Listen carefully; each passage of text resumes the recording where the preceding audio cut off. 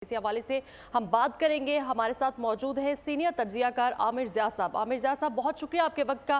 Sir, supreme court ने तमाम नए मुकदमात बहाल करने का हुक्म दे दिया है, आप क्या कहेंगे इस हवाले से? देखिए, पहली बात की कि बहुत बड़ा अलामती फैसला है। एक तो इसकी तफसीलात तो खैर पूरा मुल्क उससे वाकिफ हो चुका है। समझना ये चाहिए कि हमारी जो गुज़िश्ता पार्लियामेंट थी उसने इस किस्म की कानून साजी की थी कि जो लोगों को, शख्सियतों को, खानदानों को और बदगुमान अफराद को फायदा पहुंचाने के लिए थी। इस हवाले से पार्लियामेंट ने अपना वकार, लोगों पे जो उनका भरोसा था, उसको मजरू किया। और ये इतना बड़ा एक अलामती वो था कि आपने लाइसेंस टू करप्शन दे दिया था नैब लॉस में तरामीम करके। ऐसी ऐसी तरामीम की गई थी जो लग रहा था कि शख्सियतों को और चेहरों को सोच कर की गई हैं।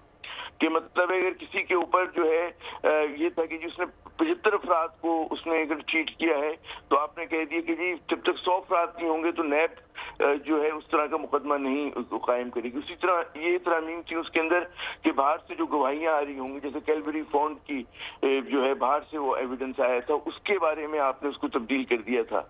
ये किया था कि जी 50 करोड़ से अगर कम की वो होगी, बेईमानी होगी तो नैब उसमें हाथ नहीं डालेगी। फिर बारे सबूत जो था वो उन्होंने डाल दिया था लॉ एनफोर्समेंट एजेंसीज के ऊपर, नैब पे, कि वो साबित करेगी कि जनाब आपने ये जो रकम या ये जो आपने जायदाद बनाई है और ये जो कारोबार खड़ा किया ये आपने नाजायज उससे किया है। हालांकि आपको पता ही है कि ये चीज जो होती है कि अगर किसी के कहते हैं ना कि आमदनी से ज्यादा असासे हो तो जस्टिफाइड को जस्टिफाइड की तरामीम की गई थी जो कि बहुत ही शर्मनाक थी और वो लाइसेंस टू करप्शन दिया गया था।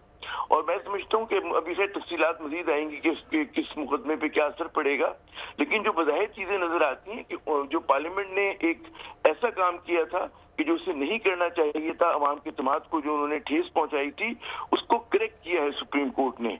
और बंदियाल साहब ने जाते जाते वो फैसला किया जिसकी वजह से मेरे ख्याल में लोग उनका नाम जो है एक अरसे तक उनके और उनके साथियों का नाम कि जिन्होंने इसके ऊपर फैसला किया, वो कि इसमें इख्तिलाफी नोट भी था, उसको याद रखा जाएगा।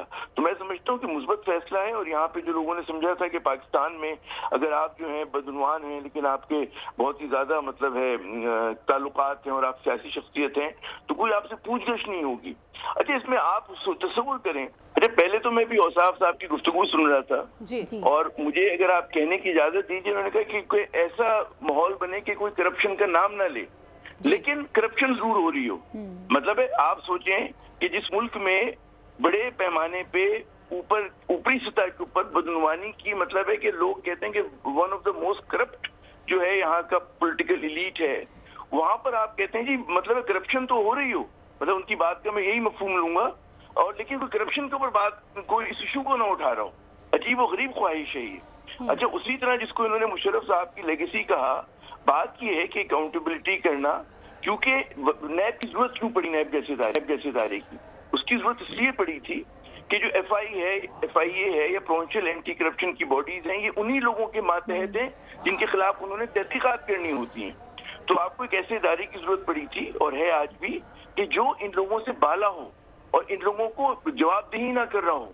अगर पता चला उसी मिनिस्टर के खिलाफ उसको तहकीक करनी है जो उसके मातहत है, तो ये कैसे हो सकता है? तो नैब जैसे इदारे की बहुत सख्त जरूरत है। और हमारे यहाँ जो करप्ट पॉलिटिकल एलीट है और जो उसके माजरत ख्वाह हैं, वो किसी न किसी तरह चाहते हैं कि जनाब आप करप्शन को फॉरगेट एंड फॉरगिव कर दें और हम आगे बढ़ें। और ये कहते हैं इसका बड़ा खूबसूरत नाम देते हैं कि जी कंसेंसस हो। भाई ऐसा नहीं हो सकता। अगर आप किसी भी मुल्क की अखलाकियात होती हैं कि चाहे वो चाराने की चोरी हो या करोड़ों रुपए की, उसका आपको, अगर आप पब्लिक ऑफिस होल्डर हैं, आपको उसका जवाब देना पड़ेगा, आपको जवाब देना चाहिए। फिर ये कहने जी PTI के वज़रा के ऊपर, बड़ी अच्छी बात है, किसी भी जमात से ताल्लुक हो, MQM से हो, PTI से हो, जमात इस्लामी से हो, किसी ने भी पब्लिक ऑफिस में रहते हुए अगर करप्शन की है उसको अकाउंटेबल होना चाहिए। ये लोग समझ रहे हैं कि जी सिर्फ ये नून लीग के लिए है क्योंकि उनके लोगों के नाम बहुत ज्यादा है, या फिर पाकिस्तान पीपुल्स पार्टी के लिए है। ऐसा नहीं है। बात ये होती किसी और। दूसरी बात ये कि पॉलिटिकल इंजीनियरिंग वो बिल्कुल गलत है कि अगर आप लोगों की वफादारियां तब्दील करके उनके गुनाह माफ कर दें तो ये तनकीद बनती है। तो हमारे यहाँ साफ, शफाफ और एक बाइख्तियार किस्म की अकाउंटेबिलिटी होनी चाहिए। और ये जो फैसला किया सुप्रीम कोर्ट ऑफ पाकिस्तान ने, इस पे बहुत ज्यादा मैं देख रहा हूँ कि जो माजरत ख्वाह हैं करप्शन के, वो बहुत ज्यादा इतराज कर रहे हैं। आप मुझे ये बताइए कि आप किस तरह जस्टिफाई कर सकते हैं कि जी एक ऐसा वो हो कि आप कहें जी आपने करप्शन से पैसे हासिल किए اپنی بیوی کے نام، اپنی بچوں کے نام آپ نے جائیداد منتقل کر دی، لیکن آپ ان کے بارے میں نہیں پوچھ سکتے. آپ حیران ہوں گے کہ جی بیرون ملک اثاثے بن گئے اور چھوٹی چھوٹی عمروں کے اندر ان کے اولادوں نے کروڑوں اربوں روپے بنا لی. کوئی نہیں پوچھ سکتا کہ بھائی کہاں سے آئے. اور یہ سابق وزراء اعظم جو ہیں اتنے ٹھاٹ بھاٹ سے کیسے رہتے ہیں بیرون ملک جا کر؟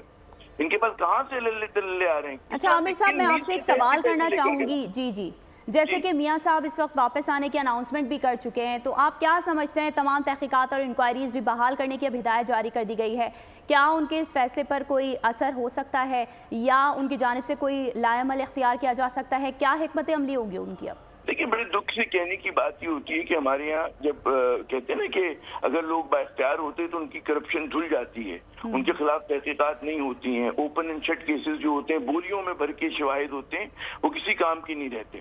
ہم نے دیکھا ہی شہباز شریف صاحب کے معاملے میں دیکھا، ان کے دونوں فرزندوں کے معاملے میں دیکھا کہ ان پہ بلینز آف روپیز کے منی لانڈرنگ کے کیسز تھے، اوپن اینڈ شٹ کیسز تھے، لیکن ظاہر ہے ان کے خلاف انڈائٹمنٹ بھی نہیں ہو سکی.